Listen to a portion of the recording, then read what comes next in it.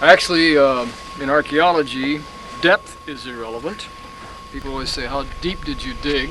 And you could be at a one period site where somebody lived for a period of time, a couple hundred years, and left or disappeared or was conquered. And that's all there is, right on the surface. You can walk into private homes today that are 9,000, 10,000, 11,000 years old. You're just right there. Right on the top. To say, does this site here relate to Cave 4? Not necessarily. Once something is buried and forgotten, it's truly buried and forgotten. There's no way, and perhaps even little interest on the part of the ancients, of knowing who was preceding them. The sense of history that I find even among people here today, particularly on the other side, is very limited. They think that it was their ancestors. When in fact millennia had intervened. As far as the archaeology goes, one of the nice things you can do here is follow the water system, which is indicated on that map down there with the blue. But if we went up here, clear on around the corner and up into the Wadi Qumran, there's Cave 6 is up there, plus an aqueduct that you can crawl through. I thought maybe How many have not seen the aqueduct? I may have to go. You can actually get on your hands and knees and go through there if it gives you a special thrill. I don't know what kind of water might be in there today. But there wasn't any, wasn't any water. Wasn't any water? Not yesterday, but it's been raining, so it might have come in. One way though, connecting it would be that we open up Cave 4 and we find scrolls that we seem to be able to date some here from Baigent up to the first result. And the coin evidence here also dates this place there. At least it was inhabited as late as 68, I think. 68 is what they say, yeah. At least there were people here while those scrolls were there. And it is hard to believe that people in the caves were coming down, putting stuff here, and then there was an administrative center here, but they really never noticed those people. So I think it's a better theory to see this as a comprehensive. We have to make a point about isolation. If this road wasn't even here in the 60s, picture Highway 90 gone, and you know how it is driving, you go down to Jericho, and you don't make that right turn, unless you want to drive over this right here, like this. You want to drive on this? Broken ground. Come to a wadi, come to a ditch. And Jim was just saying at lunch that even DeVoe, or Michael was saying, DeVoe even would fly in from Jordan, right, in a helicopter. He was talking about somebody else. He was saying. No, but he was saying something about they had to fly in. Yeah, I have seen pictures of, no roads at all, and DeVoe down here, something like sitting under a parasol drinking tea while the Bedouin went through these maybe even caves. Arak. Yeah. The water system, though, comes down and goes right along the path, just to the north of the path, right side of the path, comes down here just about this metal piece, and does a Y. Part of it goes into what I call the trash dump out here. That doesn't seem to be very productive, but smells a lot. The other part came right into the city here at this far northwest corner. And one thing that's kind of fun to do if you want to shoot a few pictures is to walk through the water system. You can trace it easily all the way through here, all the way out. Yeah. Part of it goes off to the southeast. That last cistern there on the corner is huge. Some of it comes right here close and goes along right here. Yeah, some of it goes right here. Am I missing something? No, one more room over. It goes right along there, comes all the way out to that corner and goes off down to the southeast. I have a theory that maybe that wall you see retaining out there might also have retained or included the drainage of the system, because people need water, but they also have water they don't need anymore, which would go on out and perhaps spill over the end someplace. The main features around here that have to do with things that they did, cisterns are plentiful. One thing that DeVoe missed entirely is this little deal here about the size of a phone booth. You see this round half circle. That's a metal forge. It's not even on his map. That's very important. So that would say something about either farming, making farm implements, or maybe making implements of war, if this is a zealot hideout. So that it's curious the things that he left off his list and his map and all that. Basically, this was Iron Age out here. So if I want to try to reconstruct maybe three phases, Israelite 1 has to do with this area and the tower, right in here. Israelite 2 was a little more expanded off into this direction than by Israelite 3. That seems to have been forgotten pretty much, and the Roman times were over on this side with all rooms that were added. a couple other features. This long room right here, long north and south, is the highly famed scriptorium, according to the traditional view, where on the second floor, people had these large, huge boulders that they smoothed off one side there in the Rockefeller, where the copying of the text was done, according to the traditional story. The scriptorium. The scriptorium. And then the dining hall. Dining hall is the long one at the end there, going east-west, where the community had their meetings, etc., says the legend. And that was their meeting house. The kitchen was one or two just toward this way from that. We know that on the corner there, the thing looks like a clay hole is a pottery kiln. That seems to check out pretty well. How about mikvahs? Mikvahs Orthodox mikvah. I mean, mikvahs galore. You got these step-down cisterns, so it looks like you've got mikvahs, and that would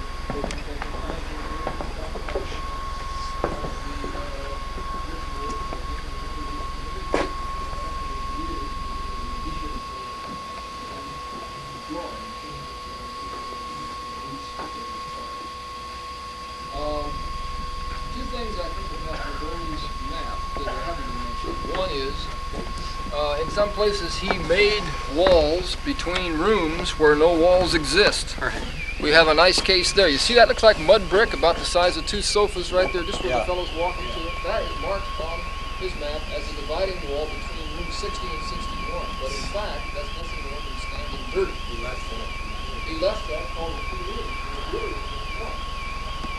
Besides that, there are portions on here, places, and these list on the map that are no longer there. Perhaps on the west side of this is like something that's gone over the way. Just something that's not a system now.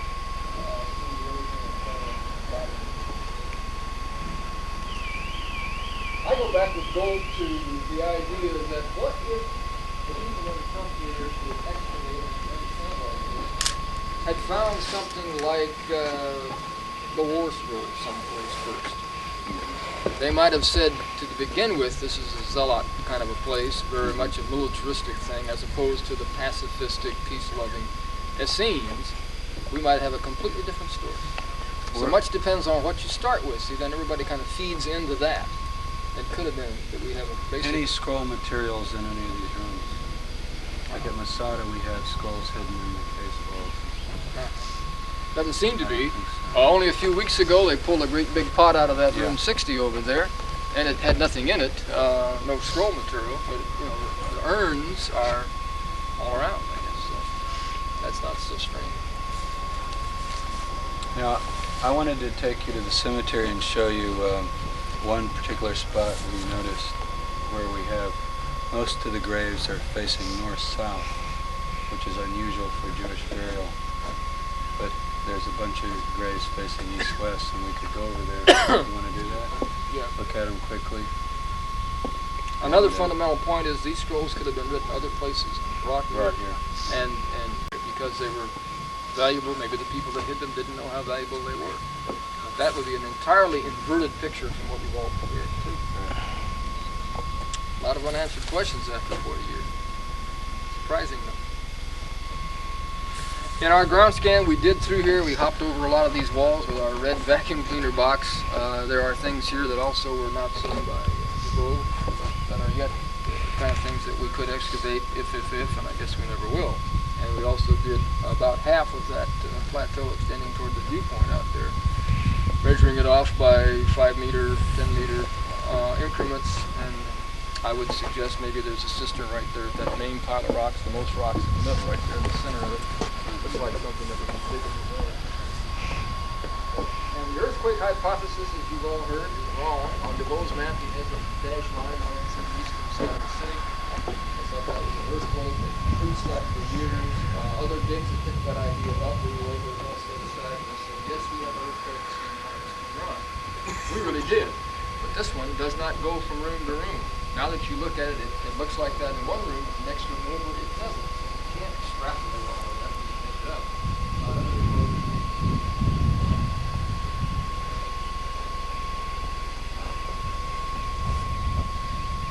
Where do you want to go? I'd like to go to the cemetery briefly. Okay. Cemetery, what? That way? Down there.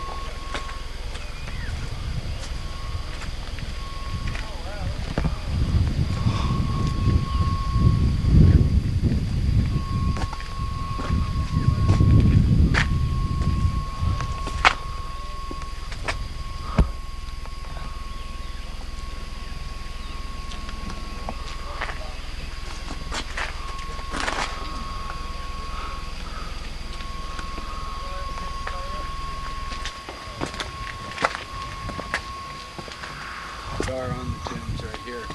As we go further towards the east, you'll see they become more defined. Finally, you can see the really new ones, which means, what, 2,000 years ago, that are very clear.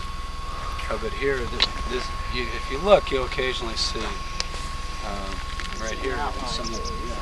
But they're harder to see here.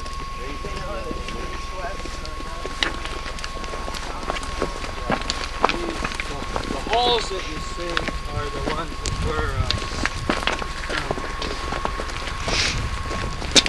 although I have to tell you there are two fresh ones that were being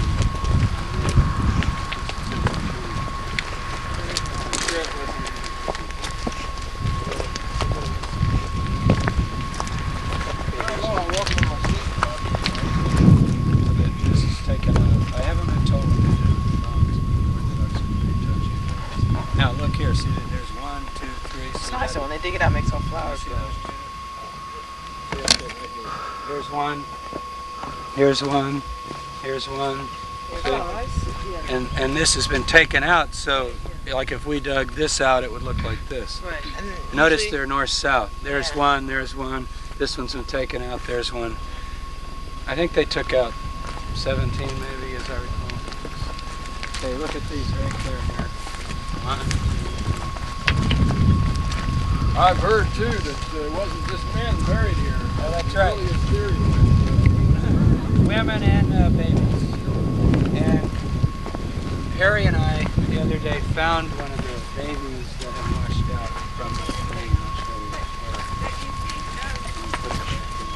Now which are the newest tombs? all the way out. Look down there and you'll see the really new ones. How old? Well, they're 2,000 years ago.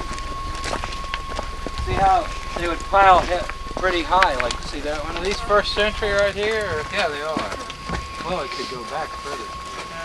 But if you go down here, you'll see that when they would bury someone, you'd finally have a pretty high pile of rocks. See these down here? Let me show you the north-south, the east-west ones. They're interesting. You see any east-west so far? So the, Where's one? Yeah. Okay, look. so the later one. Very odd. Could be later. Dennis proposed an interesting theory that they're looking to Damascus until the Messiah comes and purifies Jerusalem. Remember they said we came from Damascus, our leader came from Damascus. Could it be that the idea of being buried east-west is that you're facing Jerusalem? Or you're facing Where's an east-west one? Right here. See this one right here? I'm not sure. It's a dirt pile there. That could be. Where's the one you saw? That's what I pointed at. No. Okay, down here they're Here's very the east-west. This one right here. Okay, look right here. You'll see some. There's one over there. There's one. There's one. There's 5 together down here. So Dennis just threw this theory out one night. He said, could this be, in the community rule it mentions members who have sinned previously and left the community or been a fallen away. Could it be that they buried the ones that they thought were apostates? So this is a definite east-west right here. Yeah, here you go. See this one right here? Look.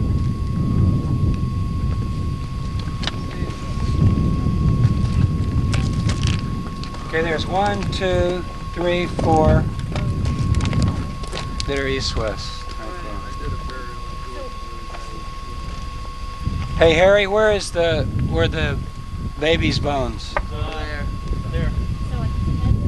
Yeah. All the way out. It's a quail bone. And right now, can you see where the grave robbers were, anybody? I want to show you how smart they were.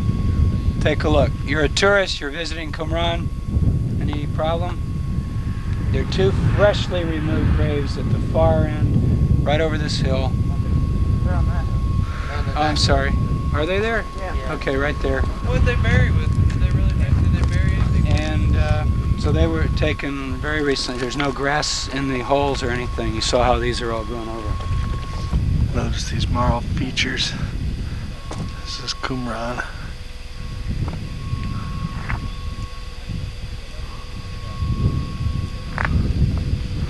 Looking back up toward the fortress.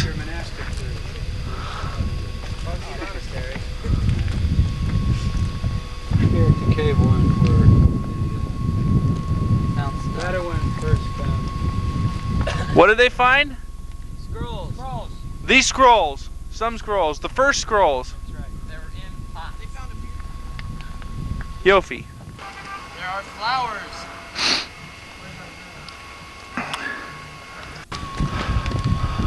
Still going to cave one?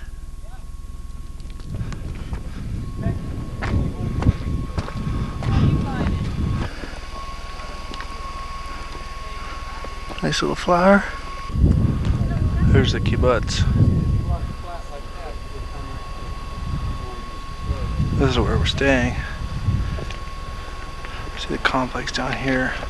Down over there are the they have fields of dates, date palms. And here you can see the Dead Sea. Whew. Sweep around and have a look at this guy. Come on, girls, get in the picture. Over here. Yalla. Never mind, we'll just get you. You didn't want to be in my movie? I'm trying to get a sweeping shot and I need some, you know, yeah. Yeah. Yeah. Okay, now start removing your clothes. Alright, so cave 2 is going Alright.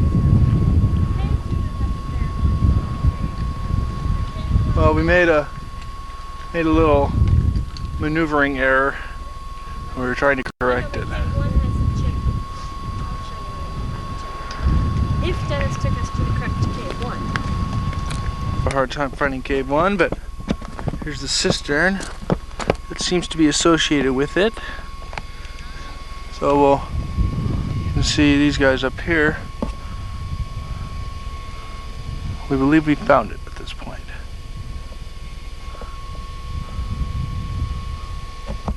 Notice the profusion of pottery in the area.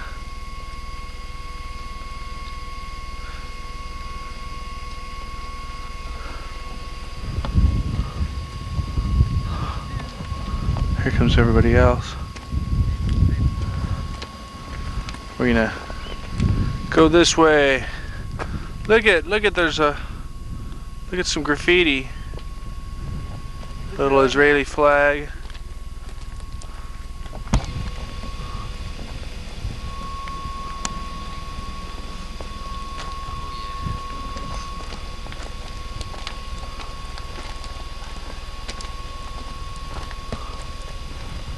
Cave 1 is not an easy thing to find. Nahon. Peter, help us. Painted rock. I mean, that's. I saw that when I came. Where's Gianna? Up top still. So could that be it? Where? Right there. No, it's in like a valley like this, and it's on the right, and there's another cave on the left. In fact, that cave there kind of reminds me of it, but it didn't. It's not like that. It's the only valley around here. The one you were in looked like it too. See, it looks like you were on the right. This one just dead end. And you can see it out of the front doors of the cafeteria. No, You can see where it should be, but you can't see the cave. No, when we're sitting and eating, you could look at it. You can see the actual Are you cave. sure you're seeing the cave, or you know? Well, you couldn't see the cave, you could see the valley. What was your map?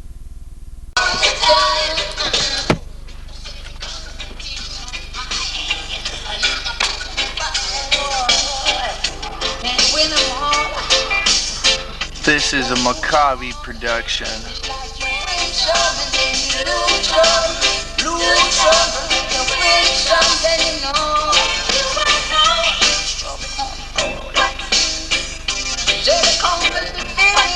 Made in Israel.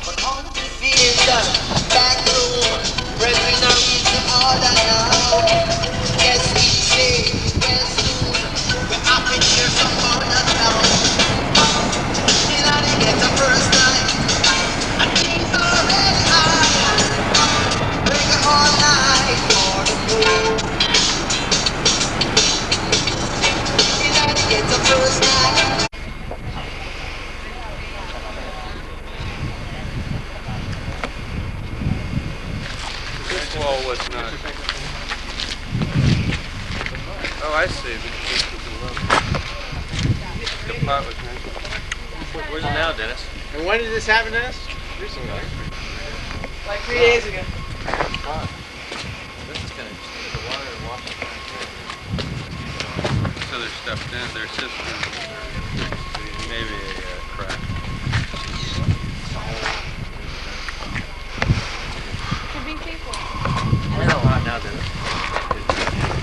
So keep your eyes open. It's rain. Maccabi Productions. Tell it. Are you just wandering up here? Yeah, I think Come tell us something about Cave 4, what you know, if you have time. You've studied it more than we have. We went inside it just a little while ago. Well, don't hesitate. These guys were training. No, just go out.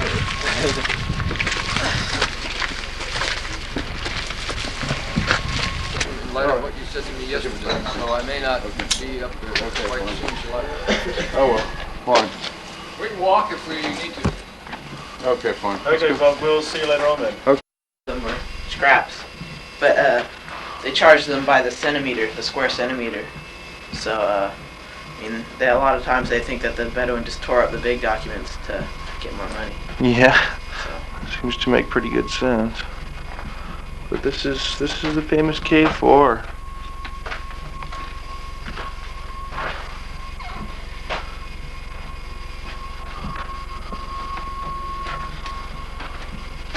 You can see more places where is over here. more bats are resting. See the entrance, and that of course out there is the Dead Sea.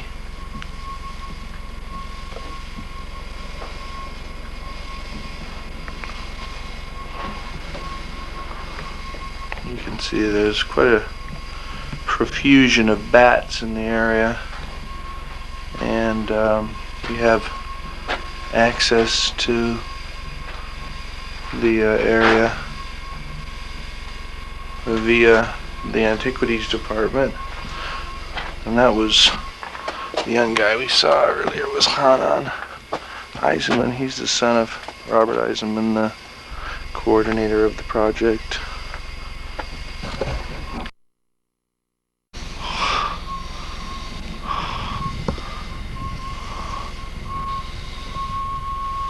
Just team working the ground scan down here. And I cruise on down and have a look.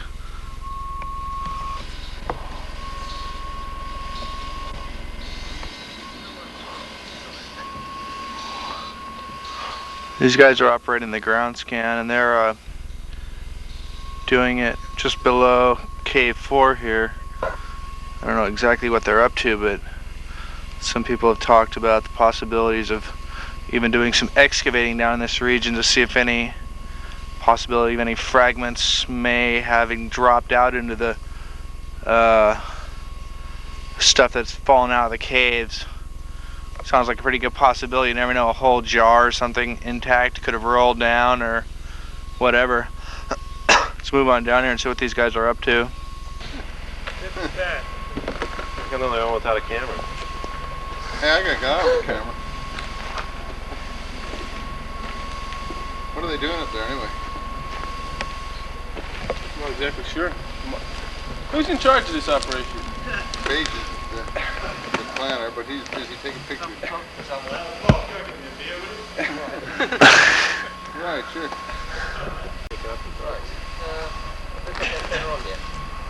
got a signal? Yeah? 25 nanoseconds? Right. Where do you want to run it? All around the cave floor? All around the cave floor. Fine. Look at that. We want to tape it too, because this we want on record. Well, let's have a look at it first. Yeah, yeah. We gotta have Right. evidence of this stuff. Paul, you've got the antenna on the end? Yeah. Okay. Would you like to pull it across the floor from the far side to this side? From the...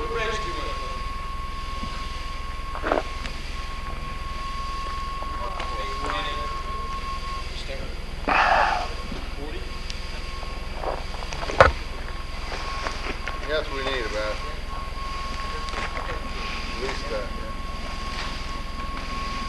Yeah, these guys guys are claiming this treasure in here, so let's disprove it. Is that going to tape now, Greg? Well, what we'll do is we'll put it on tape, but we'll first of all take a look at it.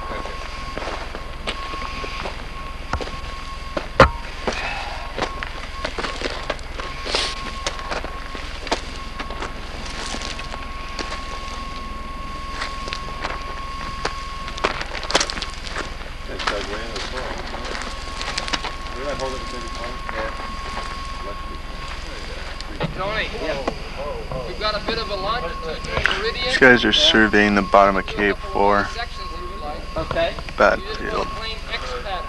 and Paul Culp. We need to cover more or less all the floor, so we'll do several parallel This lines. is Cave 4 right here. Okay, I think we could do that. Maybe like 3 longitudinally and about 5 That will be short way. that's about right. Yes. I'll do it. Okay. You can see the line coming down to the ground scan. Lights, camera. There we go.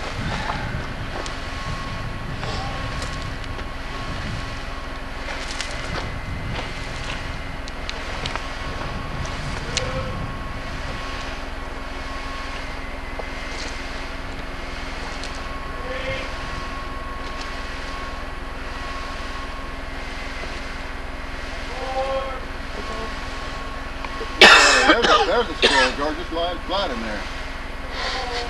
In that black space there.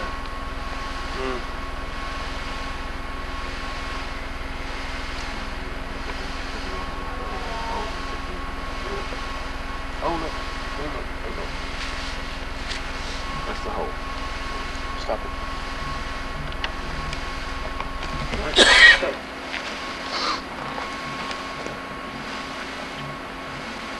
Oh, that gray is where they went into the hole? Yeah. So the hole is totally useless, that is that correct? Sorry? We're still doing the ground scan up here in Cave 4, and we're You want to climb too? finding some interesting things. Don't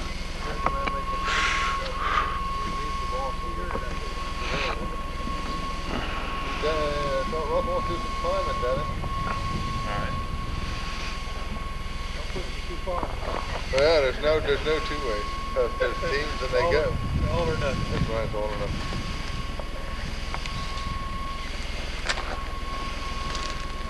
My legs don't take it. I mean, I come from shows and the legs just don't go.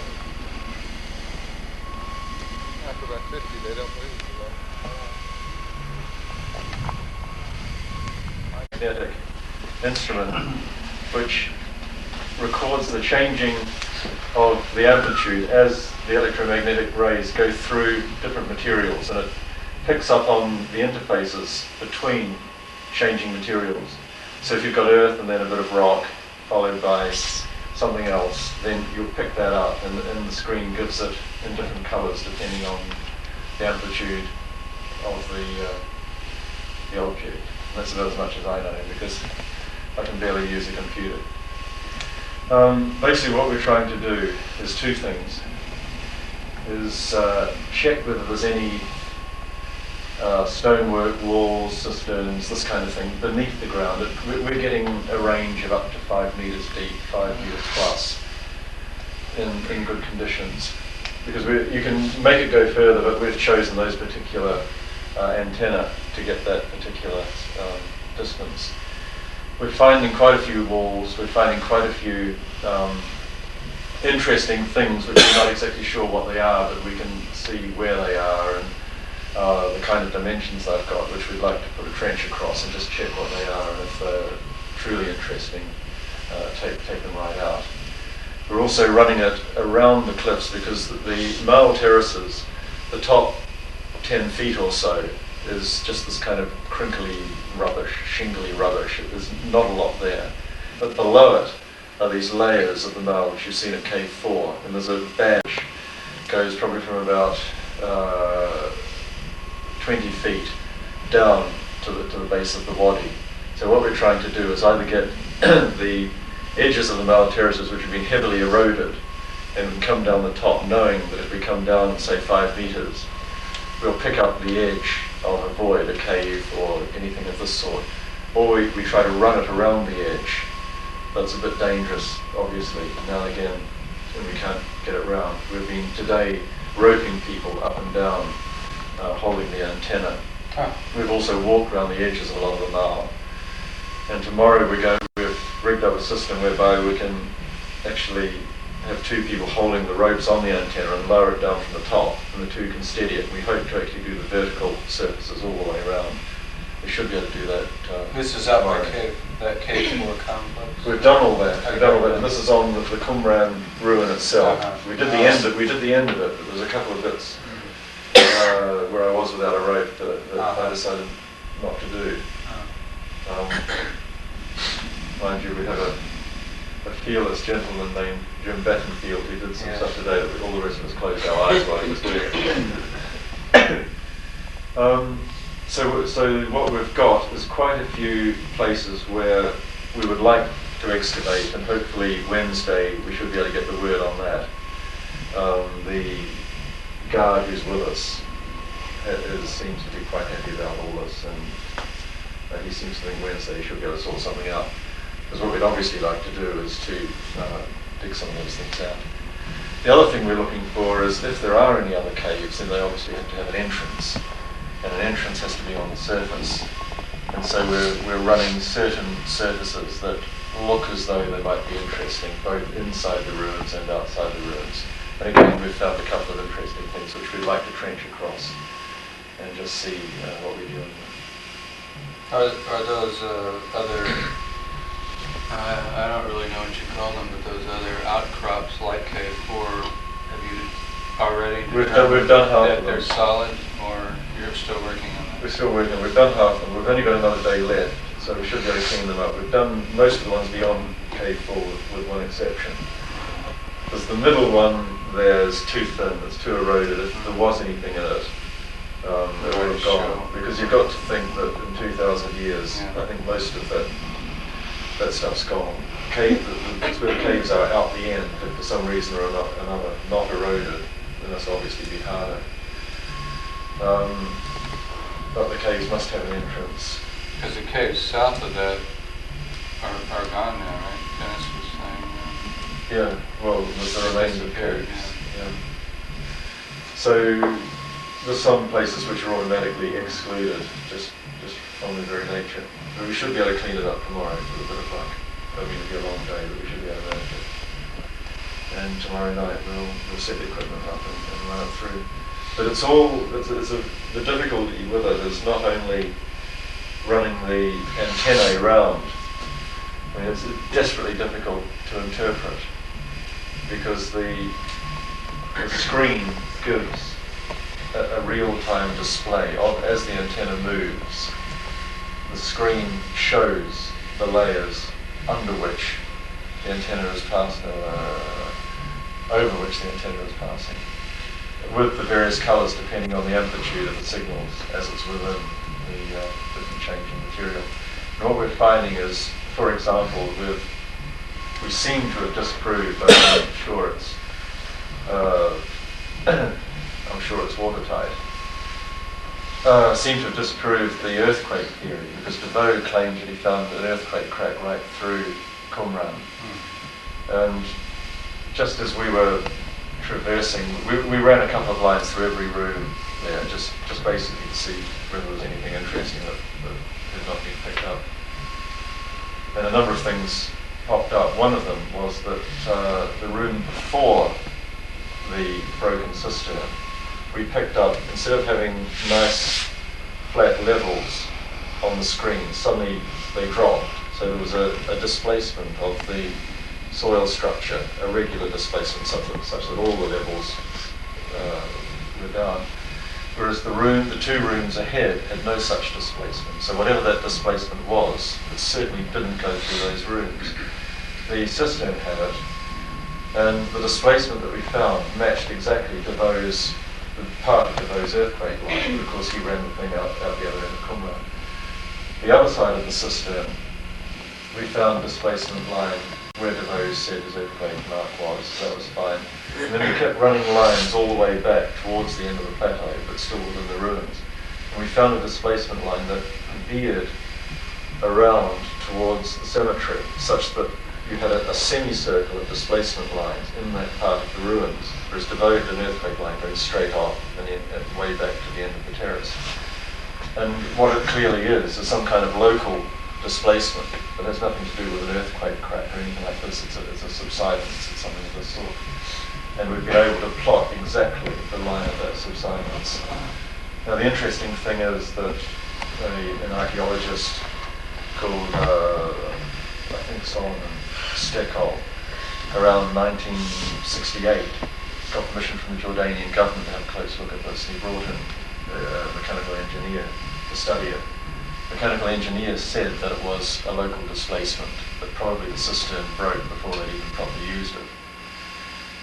But because Steckel had very much fallen out with Roland Devoe, who was the big figure in Qumran studies at the time, his work, while they published his report in Revue de Qumran, they basically laughed at it. They made a joke of it. They even made snide remarks. I think it was Carmignat made snide remarks underneath it. I mean, it was quite an extraordinary hatchet job that they did, while allowing him to publish the article in typical Devoe. And so that particular suggestion was basically buried, but it seems to us that he was right. I think that's rather nice. Has anyone got any queries? I mean, nothing on the technical side you'll have to address to our expert. How detailed are the readings that you get?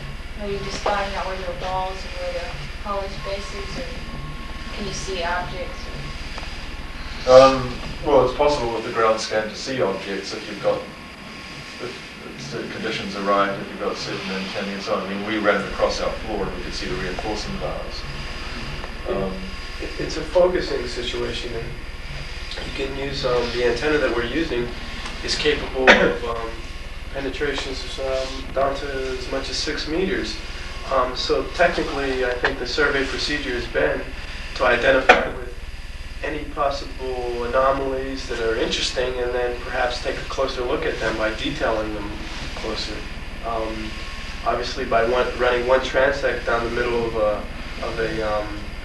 room, you can't see everything that might happen within the room, but you can identify with something that might be interesting and then take a closer look at it by further transects, different multi-directional transects, and also by focusing the antenna so that perhaps you're only looking at 1 meter instead of 5 meters or 4 meters or 3 meters.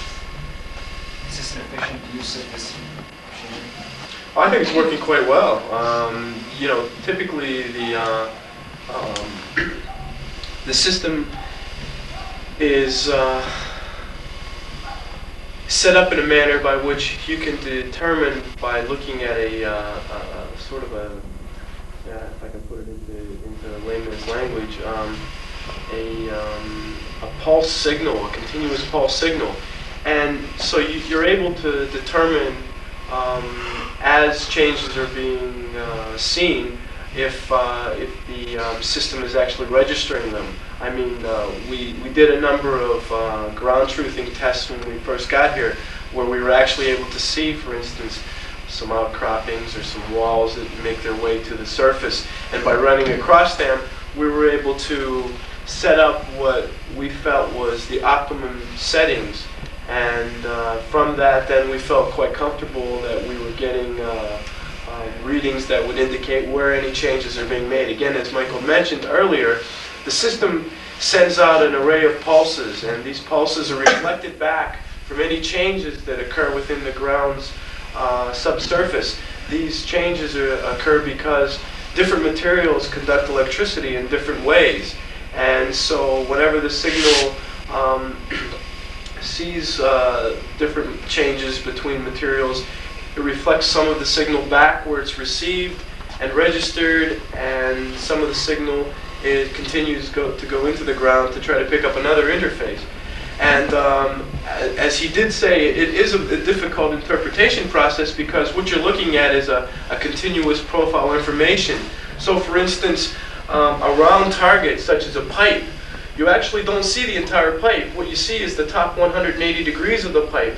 And this indication from the pipe is basically an inverted hyperbola. because the antenna begins to view an object before it gets to it, continues to view it as it passes over it, as it passes away from it. And so what happens is you really don't see an object as it would be in the ground. You're kind of looking at a two-dimensional aspect of the anomaly or the point target. And so this is why there's a bit of skill involved with the interpretation process, especially when you're looking at a number of different, I mean, if you're just looking at a pipe or a rebar, because rebars and pipes are metal targets, these are very, very high conductors of electricity, and so the reflections are very strong. But perhaps a rock, which is of the same electrical characteristics as the soil around it, you have to be very, very detailed in your approach to be able to see those changes. And so there's an awful lot of tweaking that goes along with respect to setting up the system. We had a nice confirmation that it was working today. We went around the edge of one of the tips of the mile at the end of the Qumran ruins, and we thought there was a cave indicated a few meters in. We went back and did it again with the tape, marked it off, and it looked very good.